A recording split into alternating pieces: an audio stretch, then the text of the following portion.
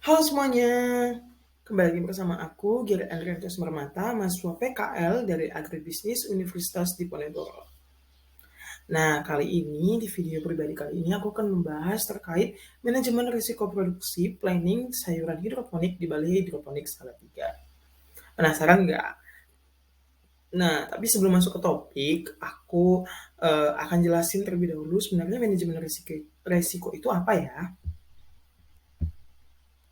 Nah, manajemen risiko merupakan suatu proses pendekatan yang dilakukan pada suatu risiko dengan cara memahami, mengidentifikasi, dan mengevaluasi risiko dari suatu proyek atau usaha. Nah, jadi dalam proses manajemen risiko ini kita harus memahami terlebih dahulu sumber-sumber risikonya, kemudian kita identifikasi, baru dievaluasi risiko tersebut. Nah, tujuannya apa? Nah, tujuannya untuk memberikan informasi terkait dengan risiko bagi perusahaan, meminimalisirkan kerugian yang tidak pasti, dan membantu memastikan tidak terjadinya kerugian, serta membatasi risiko melalui tindakan preventif dan mitigasi. Jadi dengan adanya manajemen risiko ini, kita bisa meminimalisir kerugian yang pastinya akan terjadi jika risiko tersebut datang ke perusahaan tersebut. Kemudian untuk memastikan tidak terjadinya kerugian, otomatis dengan adanya risiko akan mengganggu seluruh proses yang terjadi dalam usaha. Sehingga dengan adanya manajemen risiko ini, tentunya kita akan memastikan tidak ada terjadi kerugian sama sekali dan membatasi risiko melalui tindakan preventif dan mitigasi. Setelah kita mengetahui risiko tersebut, kita bisa melakukan tindakan pencegahan agar risiko tersebut tidak bertambah parah. Nah, langkah-langkah dalam manajemen risiko itu ada 4.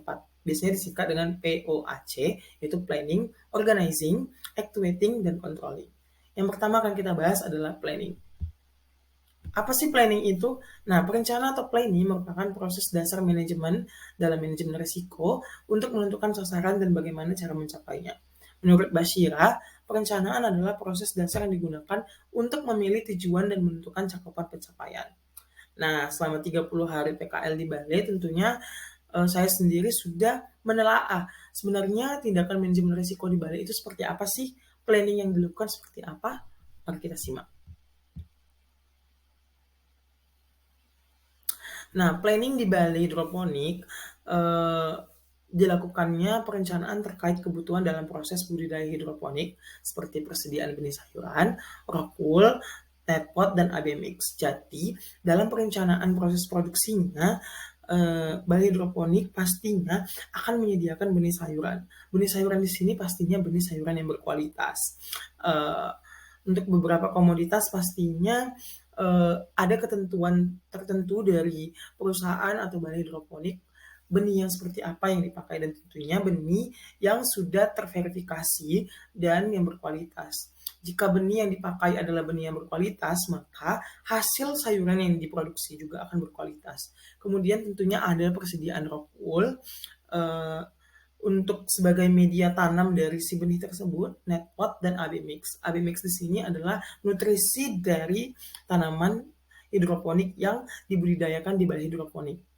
Perencanaan juga dilakukan dengan rapat koordinasi yang dilakukan 1 kali dalam 1 minggu, ini minimal ya, yang dihadiri oleh pemilik perusahaan dan seluruh staf pekerja.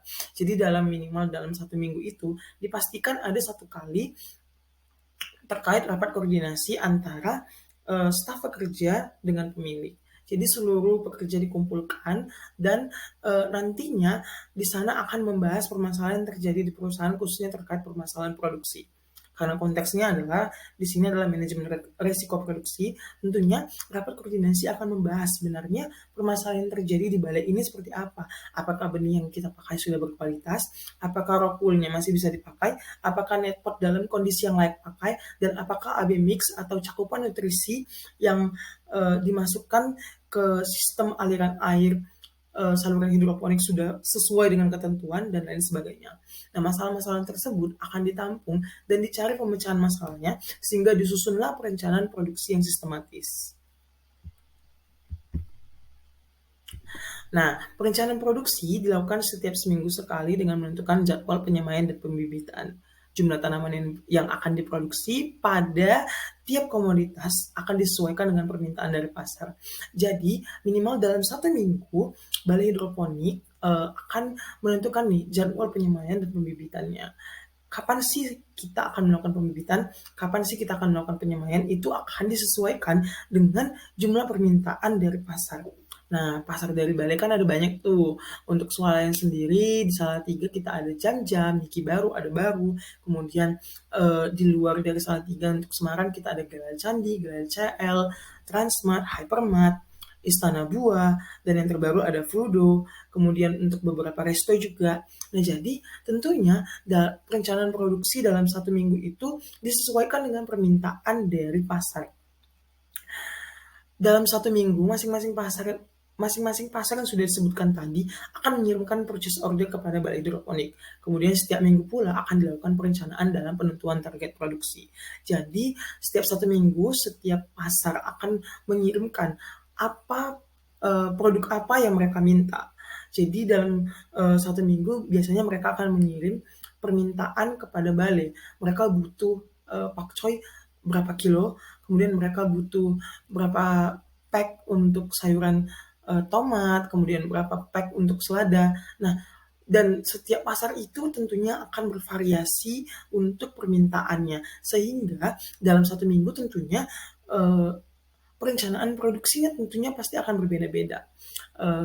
Perencanaan produksi kale tentunya akan berbeda dengan perencanaan produksi sayuran pakcoy seperti itu, karena permintaan terhadap pakcoy dan kale tentunya akan berbeda dari setiap pasarnya.